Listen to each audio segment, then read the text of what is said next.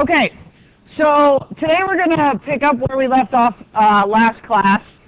We're going to talk about cash a little bit more, and then we're going to talk about accounts receivable. So the way the rest of the class is going to go, the rest of the course, is that we're going to start talking about the detailed ways of computing the amounts that you see in balance sheet accounts or income statement accounts. So, you know, we kind of got a broad overview of, oh, this is what the income statement looks like, this is what the balance sheet looks like, but now we're going to really fill in the details of how each of those things are computed.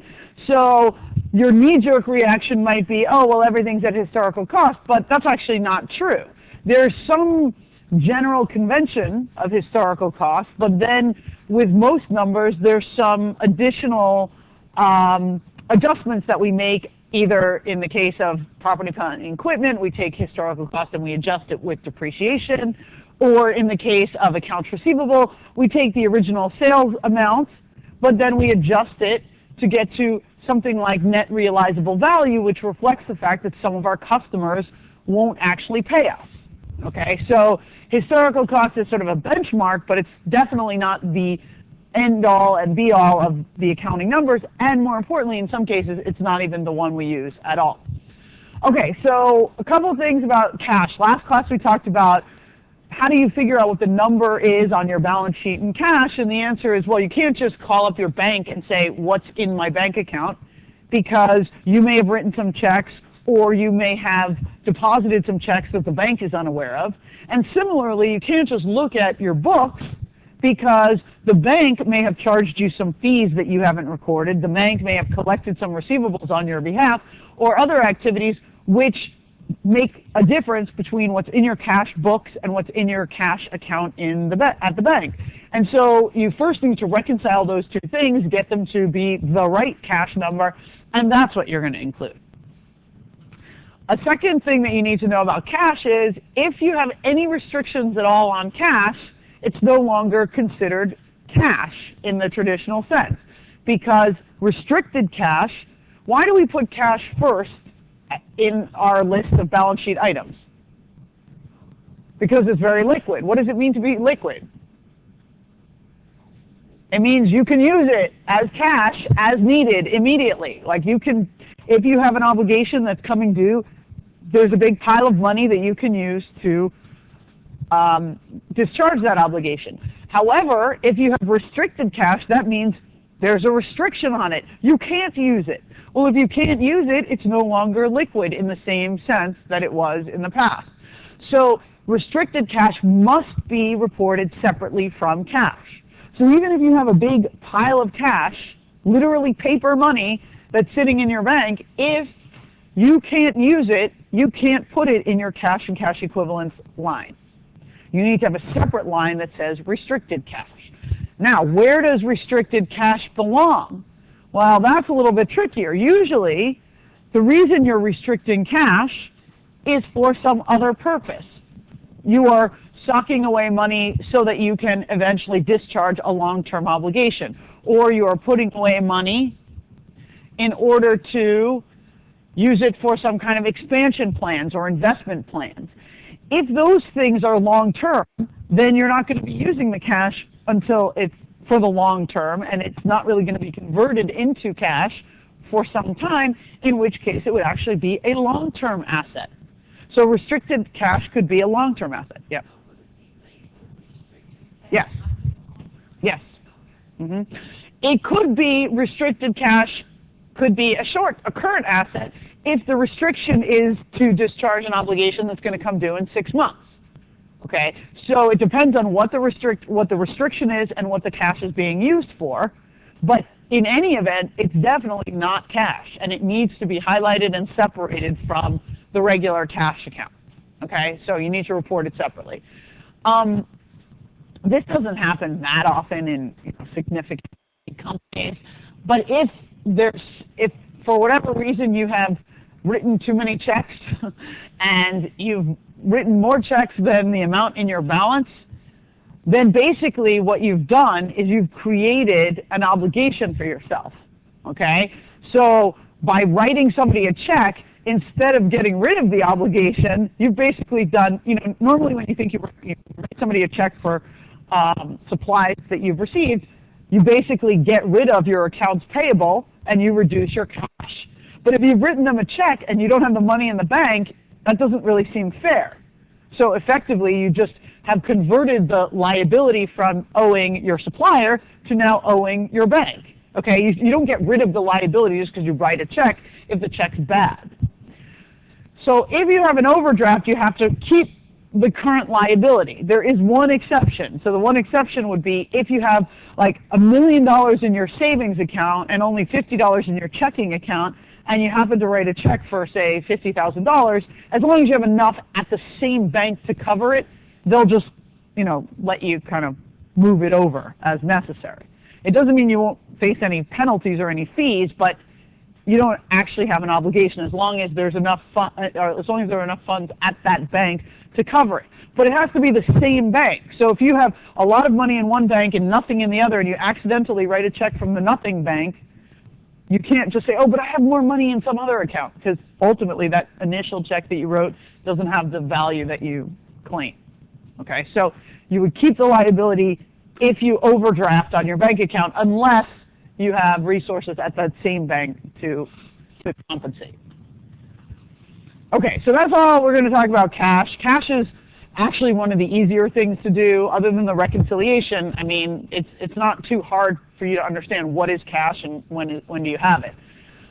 So we're going to move to receivables, and there are a couple of important things that we need to differentiate among when we talk about receivables. So when we think about receivables, we often call them credit sales or sales on credit. And pretty much most of you probably make all of your purchases on credit or debit, but you don't necessarily use cash. But that's not what we're talking about. Okay, credit sales are not credit card sales. Okay, credit card sales from the company's perspective are generally treated like cash, because from the company's perspective, they will settle with the bank that issues the credit card by the end of the day. Yes, it's true they have to pay some fees, and that's probably annoying to them, but beyond that, it's like cash. Credit sales, on the other hand, is when the company itself is incurring some risk. They're giving you something and you're not paying them for a while. When I use my Visa, I go to Target, I use my Visa, I swipe it, they get the money for sure. If I have a problem with it and I call up my credit card company and I say, oh, I didn't make this charge at Target, it's not Target's problem, it's Visa's problem to deal with that. Okay, so Target is kind of out of that issue. On the other hand, Target also has its own credit card and its own credit department where it bears the risk. Okay, so it's different whether I use just sort of a general Visa card or I use a Target card. If I use a credit card and I just pay for it, the company treats it like cash. Okay, so when they make a sale in the register, okay, so we'll just have light color. Sale, has anyone ever been a cashier? You know how they have like a separate key for cash and credit usually? The whole point is so that you kind of understand what are our credit card sales versus what are our cash sales, okay? So you have a credit card sale, and the only difference is, so let's say you sell $100 worth of stuff. Okay, if you had sold it for cash, you would record cash of 100, sales revenue 100. If you sell and customer uses Visa, MasterCard, or some other credit card, you have to pay those companies a fee. Let's say it's 1% of the price of the sale. So now instead, you record cash of 99, sales of 99. Okay? You record it net of the fees. So basically, when I record the sale, I don't record sale 100 credit card fees as an expense of -1. I just record net sales for how much I actually get for the sale. Okay, it's not an expense in the, it's basically just a reduction of the sales price. Okay, by the fact that I'm allowing people to pay with their credit card, I'm just saying I'm charging you implicitly less, or I'm getting implicitly less. Yeah.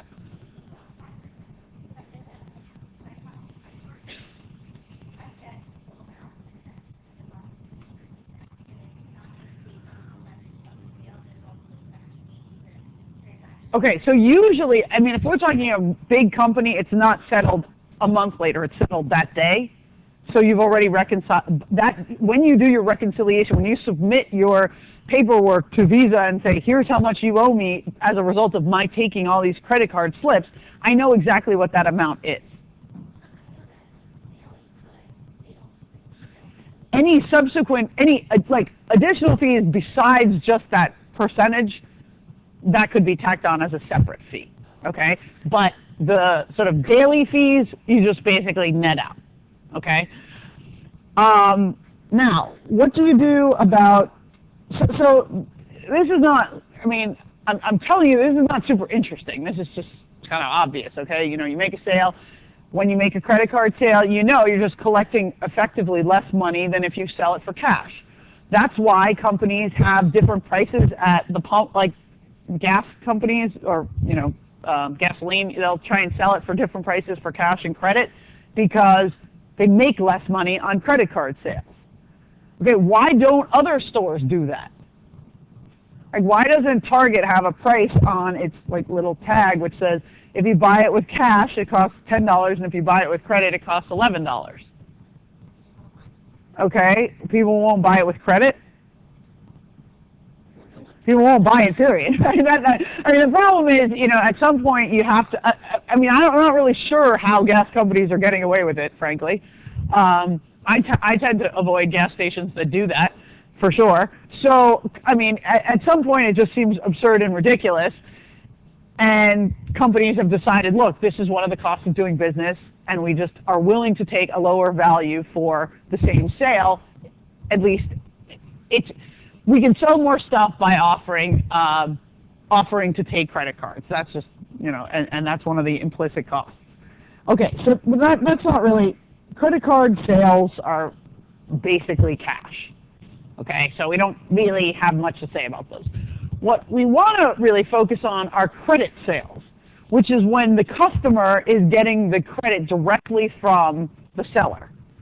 Okay, so I'm making a sale to you, and I'm letting you pay me back later. And as I let you pay me back later with just a promise to pay, that's when I start incurring some risk, because you have promised to pay me either with a signed note or with an oral agreement, which is, here, I'm taking the stuff and I'll pay you in 60 days, but you didn't actually pay me and I don't have anything to go on. I don't have any collateral. I've maybe done a credit check and I've made sure you're a customer that I want to sell to, but I don't have the money in hand by the end of the day. Now, every now and again you'll see on a balance sheet something called non-trade receivables, which those are not the typical accounts receivable that we're talking about. So accounts receivable is just something, I make a sale and my customer still owes me money. Non-trade receivables are peripheral activities that don't tend to be typical receivables, but sometimes they occur. So if the company lends money to its CEO, you would think they might not need to do this, but perhaps the CEO says, oh, well, the only way I'll take this new position is if I can buy a fancy new house and I don't have enough cash right now, so please lend me the money, and that would be a circumstance in which this might happen, okay? Or if I put money down as a deposit. So let's say I lease a building and the landlord says, oh, well, you need to put down $1 million as a deposit and then monthly payments, okay? That deposit is sort of sitting there and somebody else owes it to me, right? the landlord doesn't actually earn the money. They're just hanging on to my deposit. So I have the receivable. I have the right to get that back. Okay. If I'm suing an insurance company and I have the right to collect an insurance check, those kinds of things. So things that aren't sort of normal ongoing sales, but I do have the right to receive money. That would be what's called a non-trade receivable. We're not that super interested in those either. Trade receivables are what we really are the bread and butter of the company, the sales that they make on credit, and this is what we're going to need to worry about when we talk about bad debts and allowance for doubtful accounts. So there are two kinds of sales we can make. Well, there are lots of kinds of sales we can make, but there are kind of, sometimes you'll get special deals. So I could say, come in on Tuesday and get 10% off everything in the store. Okay? Or I could say, come in any day, and as long as you pay me back within 30 days, I'll give you 10% off. What's the difference between those kind of deals? Those two things that I just described. So the first is, come in on Tuesday and get 10% off everything you buy. And the other is, come in any day, and as long as you pay me back within 30 days, I'll give you 10% off the price. One's what? One's right away, okay. Okay. Okay, so I like the ones right away is a good way of describing the first thing. They're both on, like, maybe on the Tuesday, I still may not pay you right away. I may leave the store with the goods and still have to pay you in 30 days. So it's not really one's on credit, one's not. Yeah. Okay, so one is a sure thing discount. Everybody who buys stuff on Tuesdays gets 10% off. The other is a contingent discount, which is you only get 10% off if you manage to pay within 30 days. Okay, so non-contingent discounts, right, where everybody gets it, we have to treat using the method of net sales, okay, which is just like credit card sales, which is, when you come in and you pay, I just record it at the amount that I am getting for it. So it doesn't matter whether the list price says $100. If you're only paying $90 for it, that's what the sale should record. So I should record if this is the Tuesday deal, okay, and you give me, or I sell $100 worth of stuff for $90. So what I must do is I record accounts receivable 90, sales 90.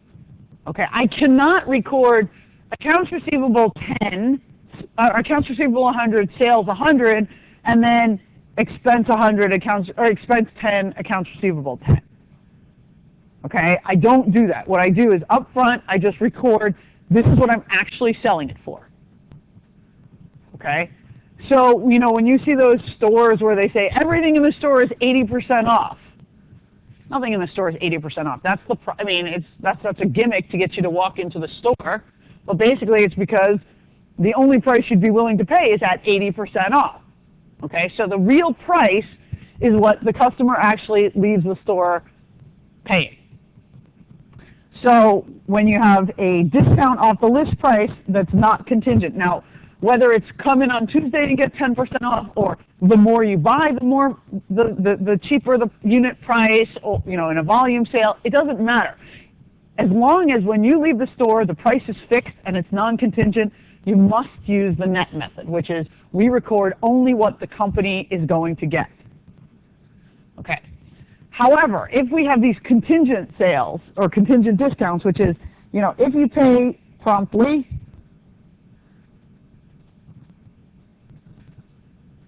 you get 10% off, and if you pay within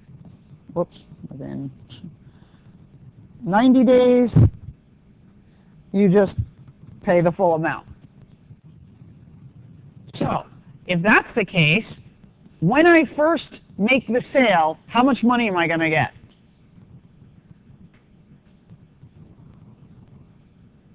How much? So when I make the sale, I don't get any cash, right? Because the person's leaving. And so how much money am I going to get for this sale? Well, I don't know is the answer. I don't know. I might get $90 if they send the check in within 30 days, and I might get $100 if they send the check in between 30 days and 90 days, and I might get nothing if they never send the check in at all. Right? Those are all possibilities. I'm certainly hoping that the last one is the least likely, okay? But certainly these two are uncertain. Now, I can ask you as you leave, do you plan on paying me in the next 30 days? And you can tell me, and I could put a little note down, but you're not required to pay me in 30 days. It's only if you choose to take the discount. So if that's the case, then you can use either one of two methods. Either you can assume the customer is not going to take the discount and use what we call the gross sales method, which is you record the full amount of the sale. So you're assuming they're not going to make the sale, and you record accounts receivable 100, sales 100. And then if they take the discount, you reverse a portion of that out, which is you record a sales discount when they take the discount and a reduction in your receivable. So when you finally get the check, okay, and they send you a check for only $90, you need to get rid of the full 100 of accounts receivable, right? Because you don't have any receivables left. It's not that they're still owing you $10. They're done with their receivable. But you only get a check for $90. So that doesn't work, right? That journal entry doesn't balance. So what am I going to have to do? I'm going to have to record a sales discount. Okay, and then basically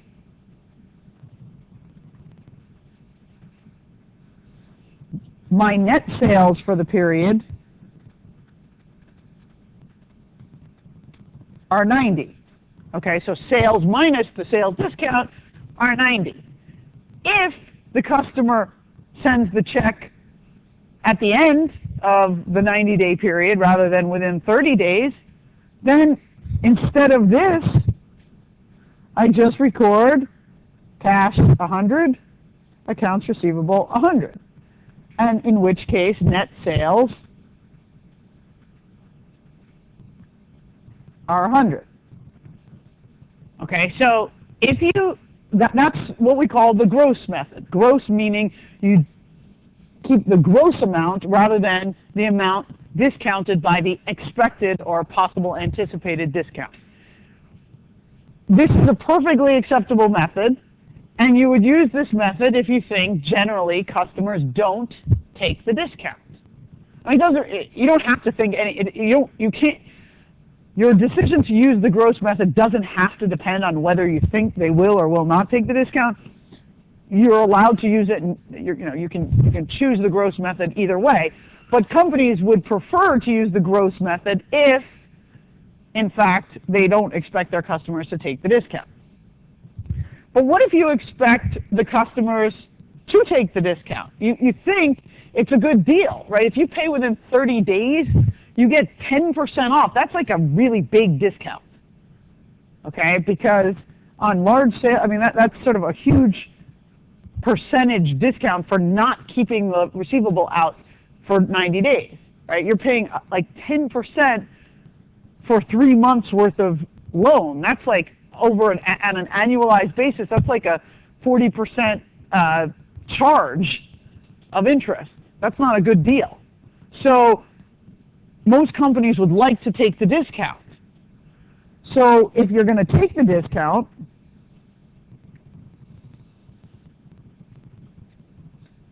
okay, now we'll go back to a regular color. or if you expect them to take the discount, you can use the net method, which is when you initially record the sale, you just record accounts receivable of 90, sales revenue, of 90. And then what happens when they send in their check for $90 within the 30-day period? What do? They just send me a check for $90 because that's all they owe in the first 30 days.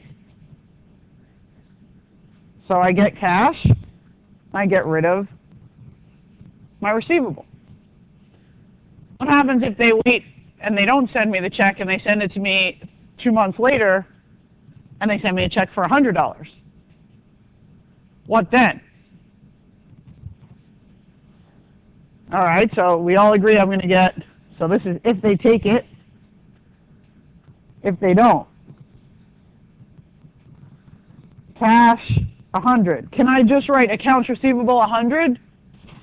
Then that would mean I have minus 10 in receivables. What does that mean, right? I only recorded an initial receivable of 10, so of 90. Excuse me. So what do I need to record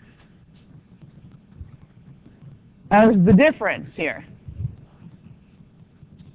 Well, they're not getting. It's the opposite of a discount, right? They're not getting a discount. They're actually paying more for it.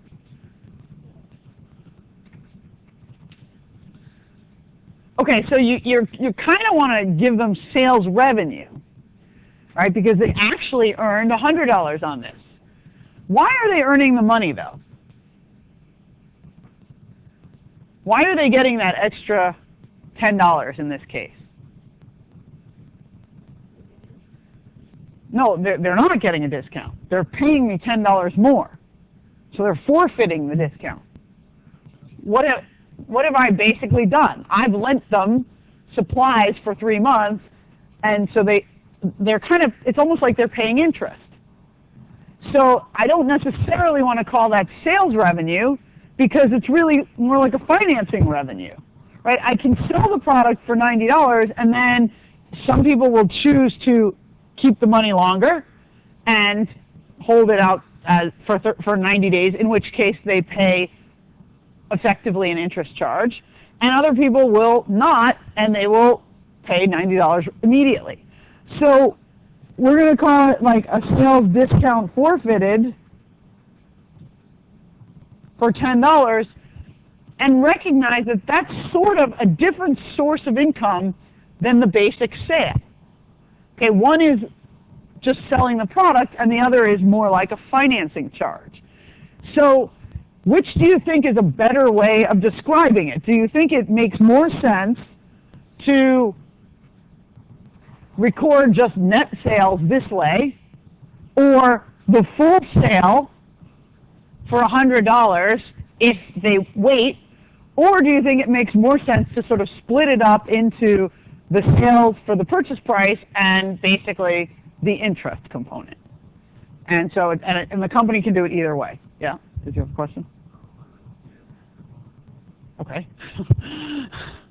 Okay, so let me sort of reiterate what your options are. Okay, let's say the company makes sales of $10,000. Now, a more common set of terms, they're written like this. You'll sometimes see this on invoices that you get. Okay, it'll say the terms are, this is the discounted amount, and this is the period in which you have to pay. So 210 means if you pay within 10 days, so if we receive your check within 10 days, you can take 2% off the invoice price. And if you pay after the 10-day period, you have to pay the full amount. And in fact, you have to pay the full amount by 30 days. Okay, so net, the N stands for net. 30 means the full receivable comes due after 30 days. If you don't pay us by 30 days, then we can start charging you interest. So we don't charge you interest until 30 days. At that point, you have to submit your check. So this is one of those deals where I don't know when they leave the store whether they're going to take the discount or not. So I could either record the full sales revenue of $100,000, okay, or I can record sales revenue of $9,800, which is assuming they're going to take the discount. Okay, it's not, I mean, I don't have to actually believe they're going to take the discount, but this is sort of as if this is the revenue I would record if they took the discount. Now, if they make their payment on the 10th day, then I just only get $9,800 in cash no matter what, right? It does, these are going to be the same because the deal is the same whether or not I recorded it in gross or net. Either way, if they pay within 10 days, they only have to send me a check for $9,800. So then the question is, what do I do? Well, if I've recorded it this way, it's easy. I just get rid of the receivable and I'm done. If I recorded it this way, then I have a receivable that's too high relative to how much money I have. I have to get rid of the full receivable because they don't owe me the $200, and so I'm going to record a sales discount. And so from the company's perspective, if this occurs, they're going to record sales net of $9,800, and here they would record sales net of $9,800. So the final tally won't look any different whether or not I have used the gross or the net method if they pay me early. So when I write sales net, I mean sales net of sales discounts. Sales discounts wouldn't be necessarily held aside as a separate expense. It would be netted out of the top line sales number. Okay, on the other hand, if they pay me on the 20th day, okay, which is outside of the discount period, how much do they have to send in? $10,000, right? They need to send me a check for $10,000. What happens if I get a check for $9,800 on the 28th day? I call them up and I say, give me the other $200, right? I mean, it's not that I'm just going to let them get away with that. So they have to pay me $10,000. Okay, so I'm getting cash of $10,000 no matter what. In the first case, it's easy because they've already recorded it as if I was going to get that amount. So I just get rid of the receivable, and my sales net would be $10,000. It's a little different here because here I had only recorded a receivable of 98. So I need to make that journal entry balanced. So this is a discount forfeited. So here I might record sales revenue net of $10,000 and of $9,800, and discounts, which are basically like interest revenue of $200. So I'm just differentiating between sales and money that I'm receiving for financing. And you might want to know, is the company making a lot of money because its customers are slow to pay, or is the company making a lot of money because their products are, selling for high prices? Yeah.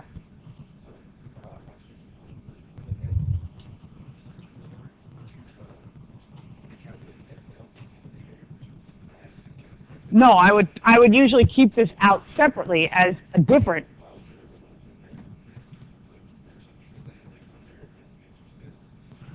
Well, does it underestimate my sales, or does it correctly estimate my sales? Well, why? Why was it $10,000? What I did was I sold them something worth $9,800, and then they paid me a financing charge. Well, what do you mean worth? it's worth, well, but if nobody pays that price, is it really worth it? Like if you pay me within 10 days, you're only going to pay $9,800. So isn't that how much it's worth?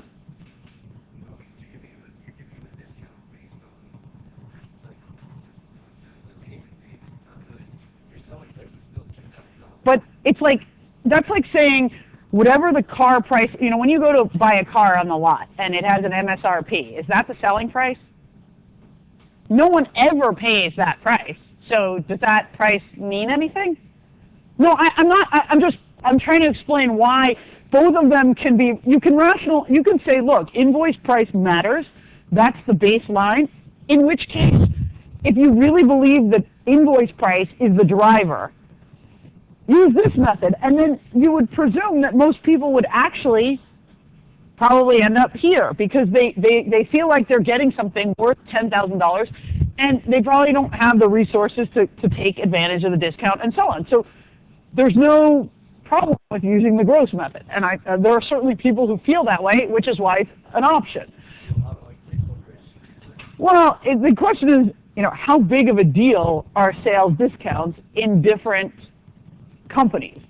And so usually what happens is companies, you know, if you have a big sales discount policy, you're dealing with long-term customers that always take the discount or never take the discount, in which case, if they always take the discount, you're going to record the same amount of sales either way. It doesn't matter.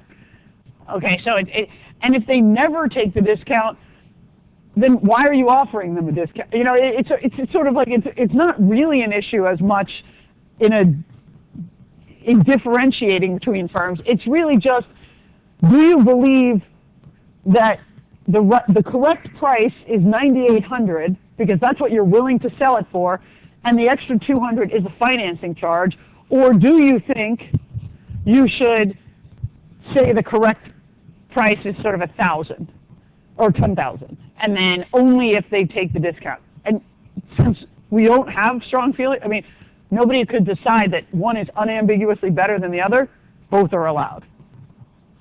Okay, it's just if you choose one or the other, you have to stay the course, and then when they pay on time or they don't pay on time, you have to fix it.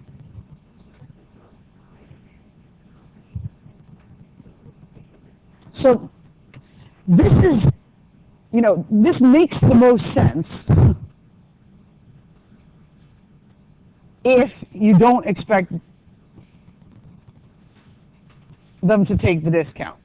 It's not that you actually have to believe that they will or that they won't in order to use the gross method, but if you're going to argue, here's why we're using the gross method, you're really saying, I'm selling a product that's valued at $10,000, and for the most part, that's what I'm going to get for. That's kind of intuitively what makes sense. However, if you really believe that the only thing that $200 represents is a financing charge, then you might want to do it the net method.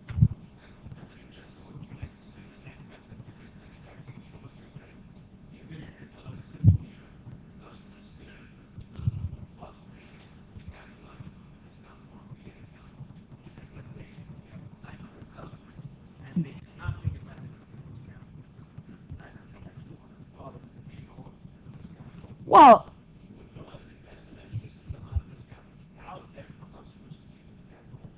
it's, if you think that investors would benefit from knowing this if they want to understand how much of the company is being generated from the financing activities versus how much of the company is being generated from regular sales. However, if you don't really believe that this is a financing charge, you think that it's such an absurd discount that nobody's really going to take it, it's just kind of like a gratuitous nonsense, then, you know, it probably doesn't help you very much. But in this case, because the discount is significant, right, you're saying if you wait 20 more days, you have to pay 2% more. So that's like, 30% interest per year, right? Because 2 weeks, basically, or 20 days at, 2%, it costs you 2% not to have to pay it for 20 days. Okay, so that's a big interest rate. So if you can, you would want to take the discount, And you would assume any company that's managing their finances well would be taking the discount, in which case this seems like it makes more sense because you would just be highlighting the rare times when you don't take the discount rather than sort of unraveling the presumptive that you would take the discount or that you wouldn't take the discount. Okay, so the point, so the question is, why do we do it that way? And why don't we record some sort of interest all the time? And normally we talk about receivables, or the whole reason we did this present value set of lectures is that we care about the present value of something.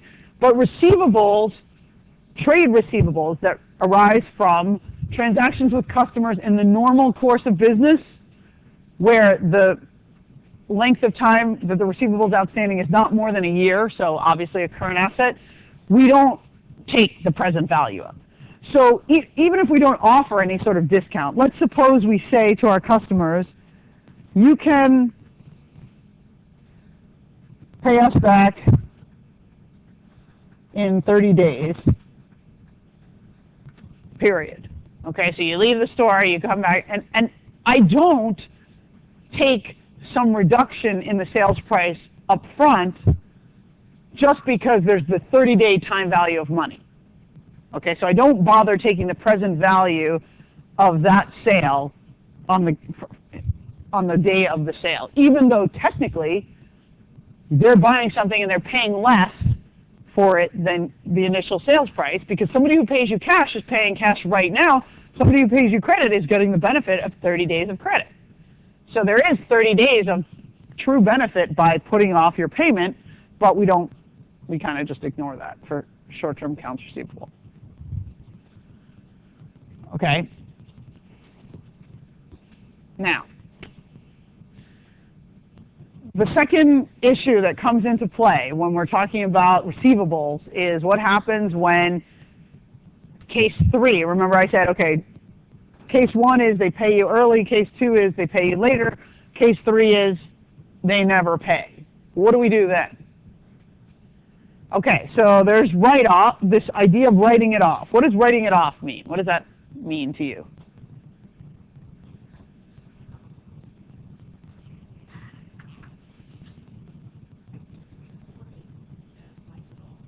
Okay, so as soon as I know for sure, I'm not ever, I've gotten a notification, so I've sent the invoice 6 times to my customer, and the last 5 notices have come back from, with return to sender, address unknown, and customer doesn't live here anymore, or whatever.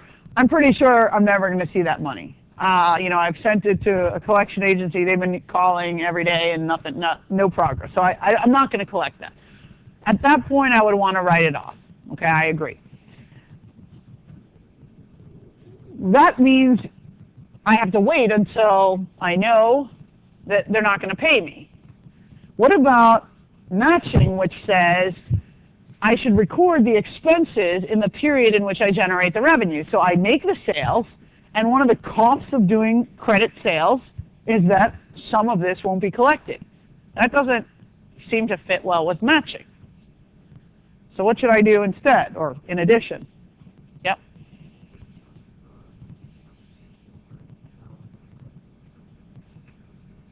Okay. What does that mean exactly? Okay. Okay. Okay. Okay, so I'm going to stay away from the word write-off, but say I'm going to take an expense for accounts I don't expect to collect. Somebody else had their hand up. Do you want to add anything? Yeah?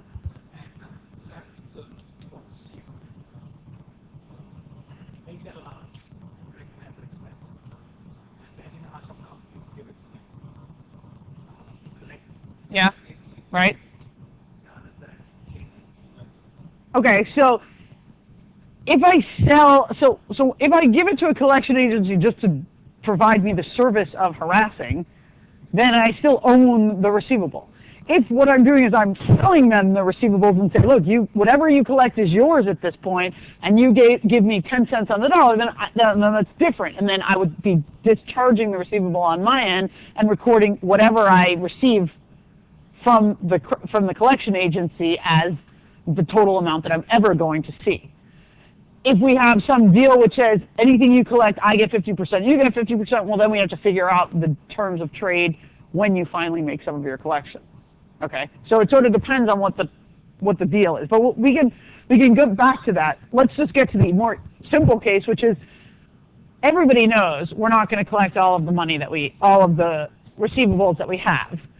It's not that we don't want to, and if we knew who was not going to pay us up front, we certainly wouldn't sell to them on credit. I mean, that seems pretty obvious. But the fact is, it's a cost of doing business, selling stuff to people and letting them not pay you. Okay? If you don't extend credit, it's true you won't have any bad sales, but you also may not have any sales, period. So that's why companies sell on credit. And then there are two ways you could do it. And one is, two hypothetical ways. One is not allowed, so you can't really do it after all. And the one that's not allowed is what we're just talking about, which is directly write it. As soon as you know they're not going to pay, you write it off. And the reason that's not allowed is that it doesn't match revenues and expenses in the same period. So I make the sale this period, and maybe 2 years later I finally figure out that customer's not going to pay me, and then I record a loss. So I had very high revenues this year for making the sale, and then 2 years later I'm going to get the penalty. That doesn't fit with matching. So what we'd rather do is we do what's called the allowance method, which is estimate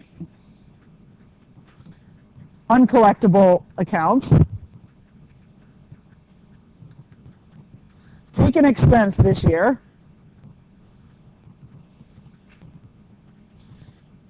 and then write off as needed, but your write-offs now aren't going to affect your income.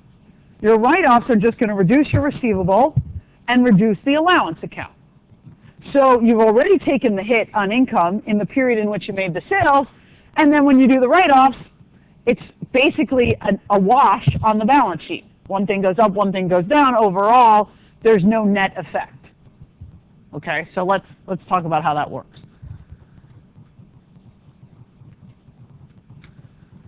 Okay, so when you know or when you expect some loss to be likely and reasonably estimated, companies are required to record an expense. This is true in any situation, right? It's not just in collecting accounts receivable. So if I know that a loss is probable and I can estimate it, right, that would be what we call the contingency. But if I'm engaged in a lawsuit and I've already kind of gone through the entire set of appeals and it's a sure thing that I'm going to have to pay out. Moreover, there's been a judgment, I need to record that loss immediately as soon as I know it. Or if my warehouse burns down, okay, I can't just leave the warehouse on my books at its historical cost. I need to record the loss. Well, similarly, when I make a sale, I have my receivables. If I know I'm not going to collect all of them, I need to record a loss.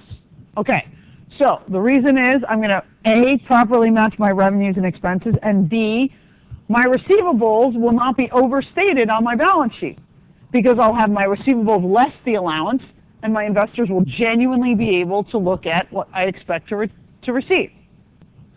Okay, so when an expense is recorded, what you do is you just record bad debt expense, which is a reduction of your income, and allowance for doubtful accounts, which is a reduction in accounts receivable. So we don't directly reduce accounts receivable, we just put so we have receivables, okay, say for $50,000, and then we decide, yeah, well, we're not going to collect all of that, so we're going to record a bad debt expense of, say, $5,000, and an allowance for doubtful accounts of $5,000.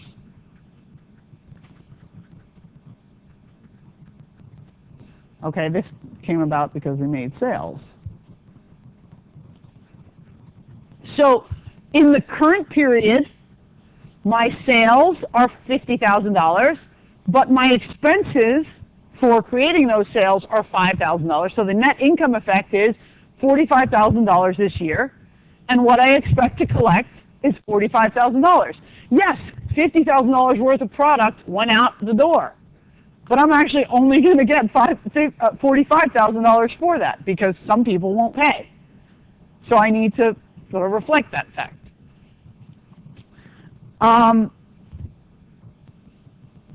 If you want to think about how do we record accounts receivable, so we're not recording receivables at historical cost anymore, because historical cost would be sort of exactly the sales invoice price. Instead, we're actually coming up with something which is more like what we expect to collect, or the net realizable value. Now, it's not what we think we could sell the receivables for if some collection agency was willing to buy them. Why isn't it that number? Why don't we just sort of figure out how much somebody else would be willing to pay us for the receivables and use that? Go ahead. Okay, so what if some collection agent comes to me and says, I'll give you 80% of your receivables right now if you sell them to me. You have to sell me the full pool of $50,000 of receivables, and I'll give you 80% of its value.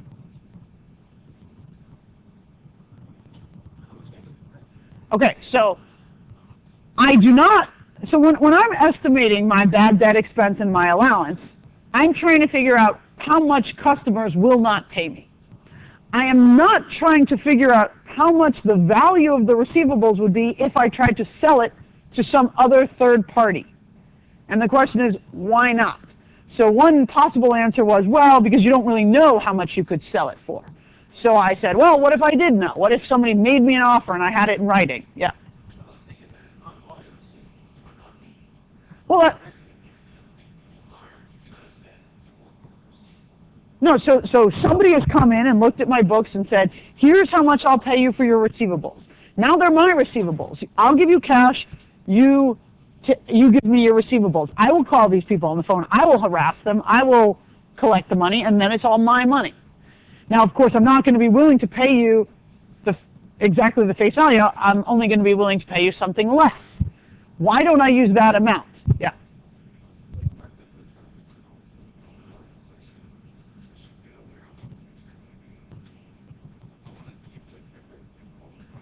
Okay, so what if I just tell this person who's buying, hey, give me all the records so I know who ended up paying you? And they're like, sure, no problem. Okay, they will. Go ahead. I'm looking for an accounting term. No, that's not the one. Why don't we measure, so let's say I have a building, and I'm using it as my corporate headquarters. Why don't I spend my time going out and figuring out how much I could sell it for and using that as the value? Going concern.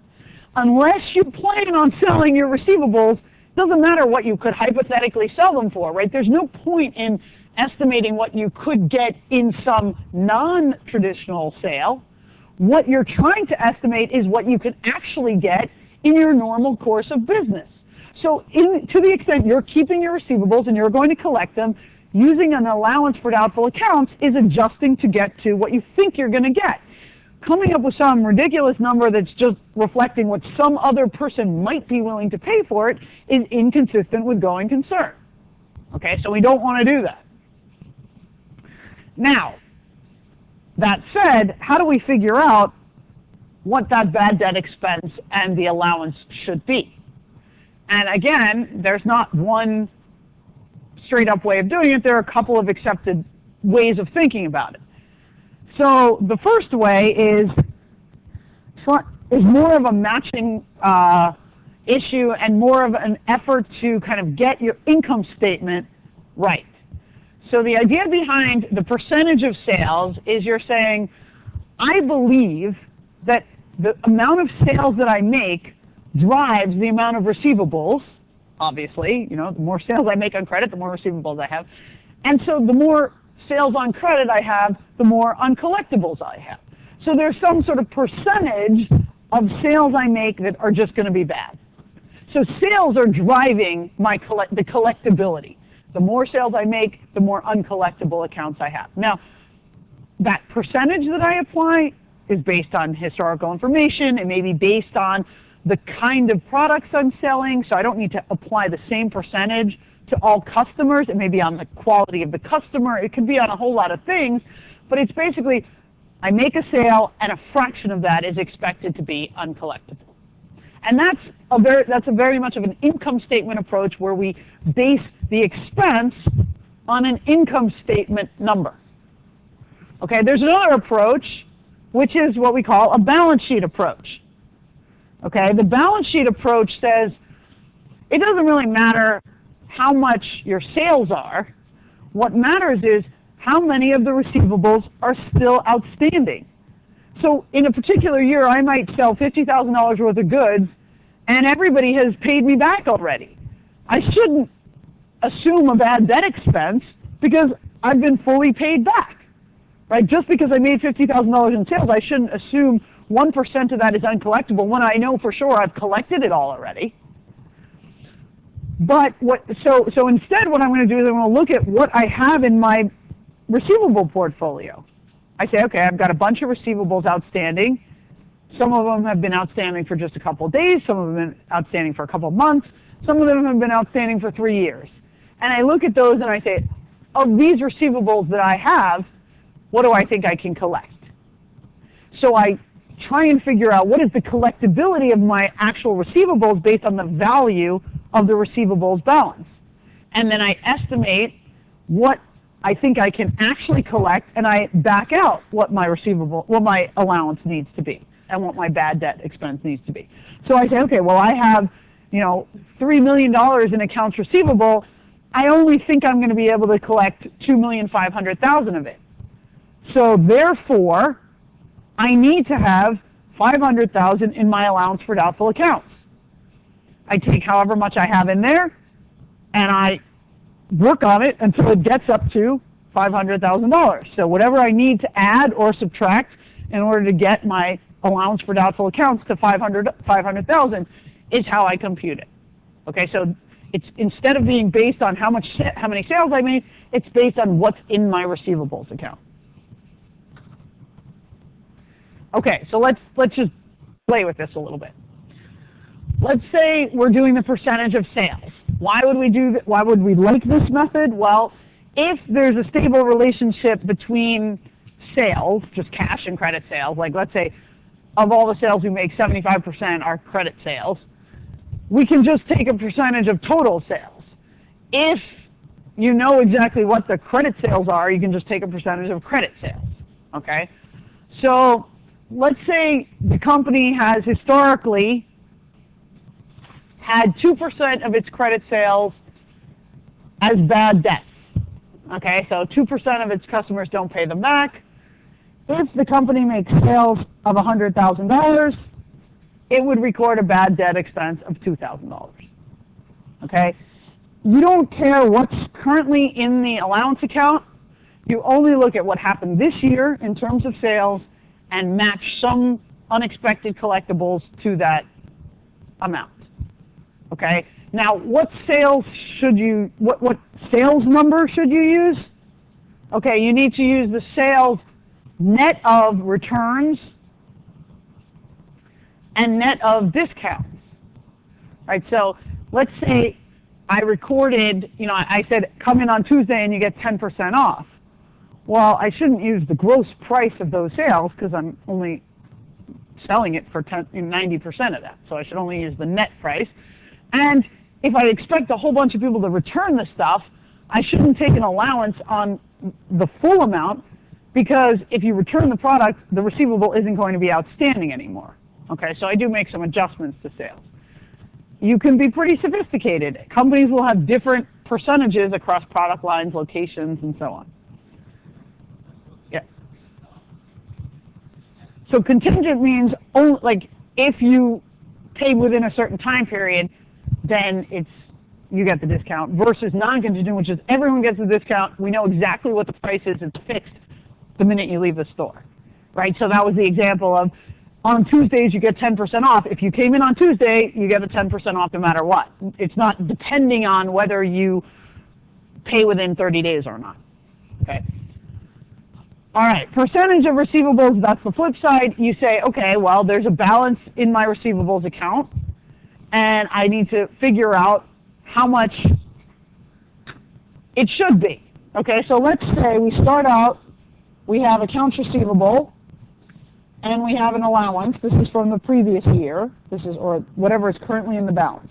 So accounts receivable has a $50,000 debit balance, and the allowance for doubtful accounts has a $1,000 credit balance.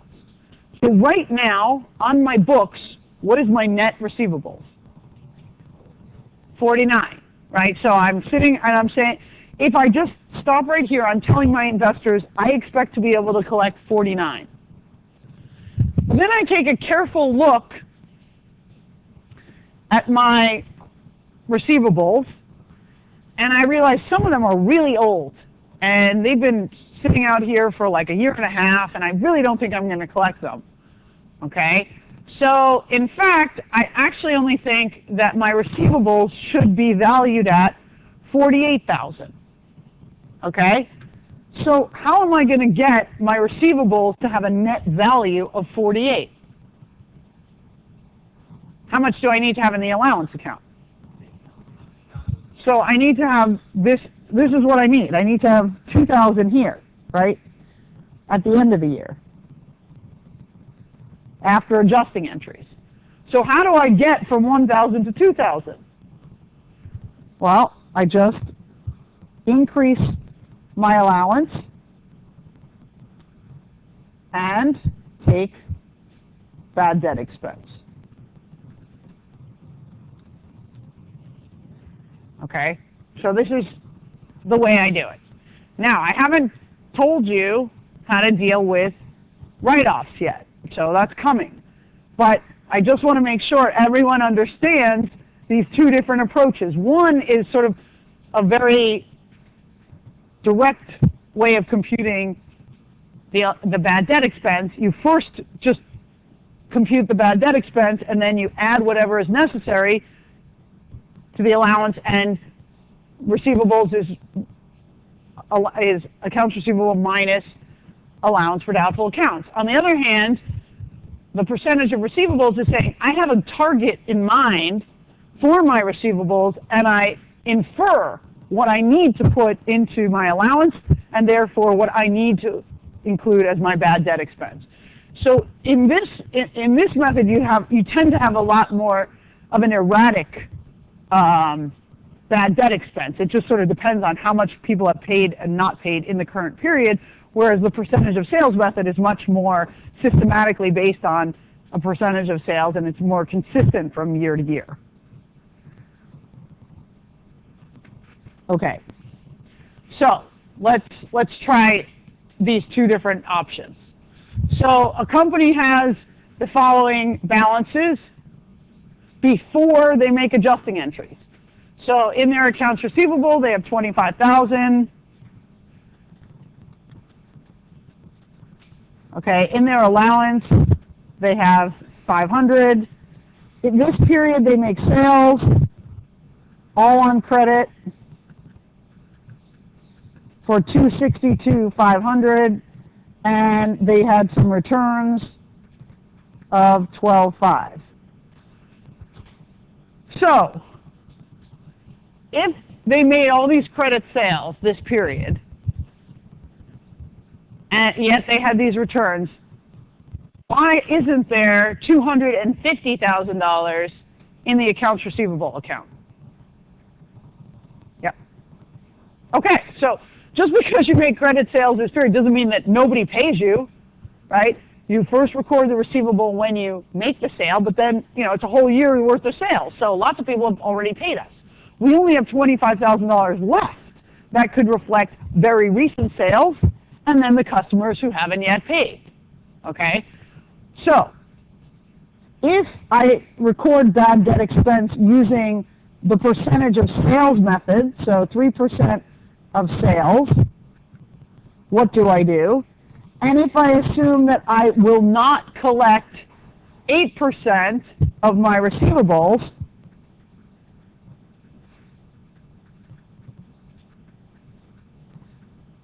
what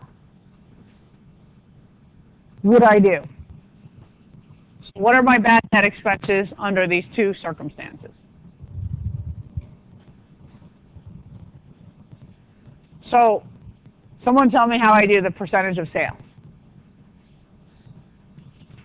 What are my sales for the period?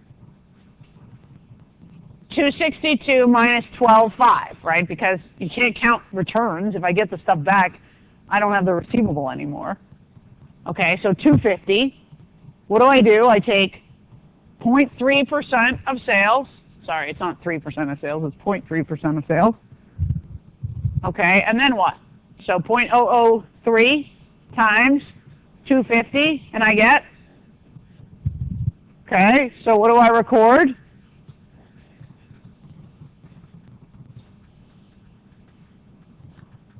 What is the amount in my, what is my net receivables now? It was 25 minus 5 minus another 750, right? By the end of the period, I just have added to my allowance. Yeah.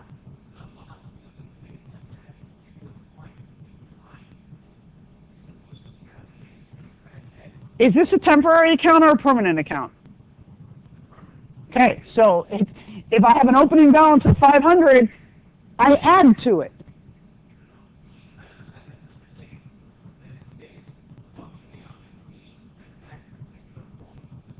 Okay, I'm doing option A first. Okay, I've just recorded bad debt expense and the allowance. This is my adjusting entry. Okay, but I'm not doing option B yet. I'm still on option A. Okay, under option A, what is my net receivable? My net receivables are 25,000 minus 500 minus 750. Because what's sitting in my allowance account by the end of the year is 1250. So my net receivables are 25,000 minus 1250. Okay? What if I go for the other method? Okay? I take 8% of the receivables as uncollectible. Well, what's in my receivables balance right now? 25 is my gross receivables. So I'm trying to figure out, well, how much of that am I going to collect? And they're telling me, well, you're only going to be able to collect 92% of that. Okay?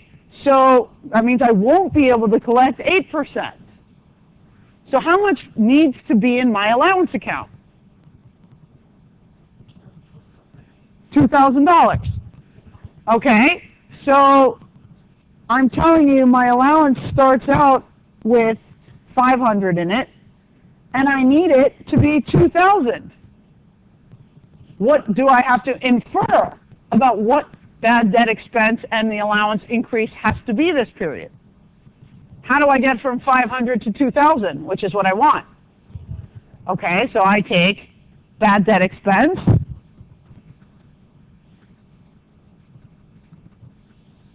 allowance for doubtful accounts. Okay, and I knew already what my net receivables was because that's what I'm basing my bad debt expense on. These are two pretty different approaches. Okay, in one approach, you just figure out what the bad debt expense is and then add that to the receivable, to the allowance. In the other case, you figure out what your ending balance should be in the allowance and back out what your bad debt expense must be. Okay? Both of them are perfectly fine. Both of them are commonly used. You just have to understand which one you're applying and make sure you apply it correctly. Okay, so now the last thing that we need to talk about is write-offs. Now, it's true, I have already taken, so let's use our last example. We had accounts receivable of $50,000, and let's say we had an allowance of $2,000. This is just where we stand right now.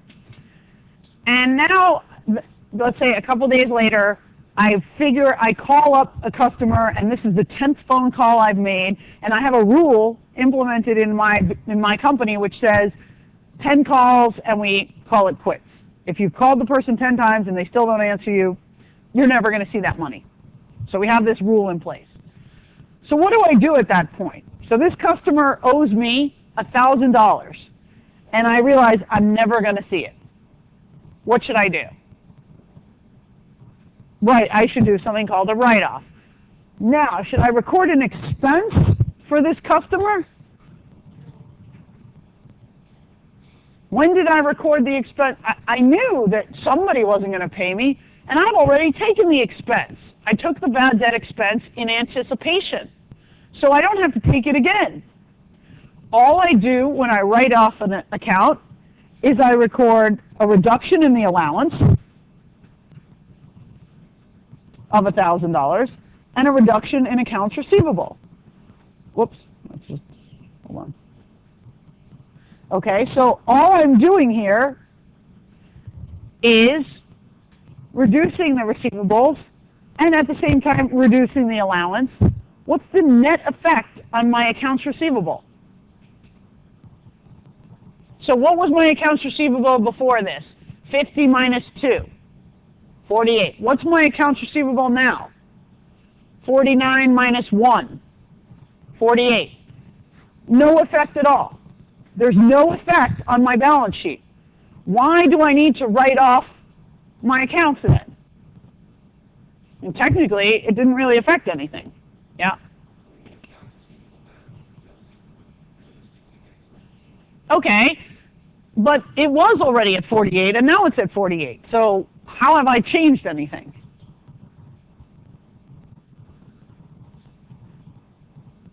The reason you need to make write-offs is that you don't want your accounts receivable just to keep growing and growing and growing when there are accounts in there that aren't going to. Otherwise, what will happen is your receivables balance keeps growing and your allowance for doubtful accounts keeps growing. And yes, it's true they offset each other, but you have stuff on there that's genuinely economically uncollectible. The whole point of doing this is so that we record the expense and the revenues in the correct period, and as soon as we know this account is uncollectible, we get rid of it. Okay? So we write it off. Now, the write-offs don't affect the balance of your balance sheet, and they also don't affect your income statement because, look, here I have written off an allowance. I've written off the receivable. Nothing affects income. So the write-off doesn't affect the balance on my balance sheet, and it doesn't affect the income. Therefore, am I just wasting time with write-offs? And the answer is no, write-offs will affect your income, but just indirectly. So it will always be a question on the CPA exam, which of these things is affected by the write-off? And they'll throw income at you, and that's always the wrong answer. They're always trying to trick you. The answer is always not income, okay?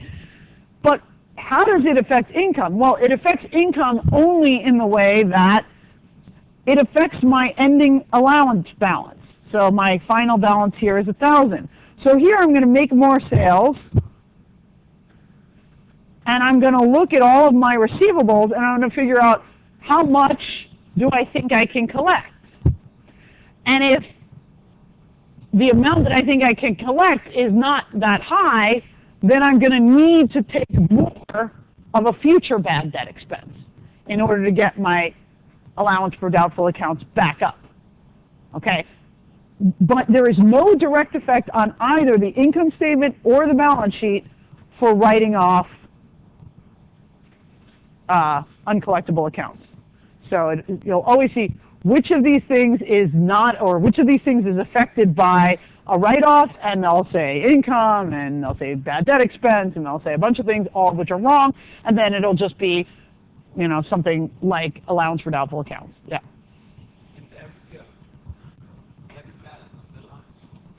Yes, yes. It could happen in the short run that if you write a bunch of stuff off and you didn't have enough in the allowance, you have the wrong side.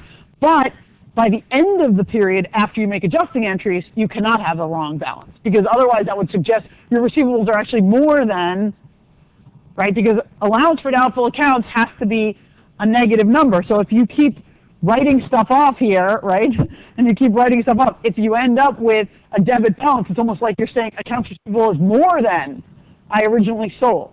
So you have to make an adjustment at the end of the period to make sure your balance is correct, and it has to end up as a credit balance. It could be zero. It could be zero.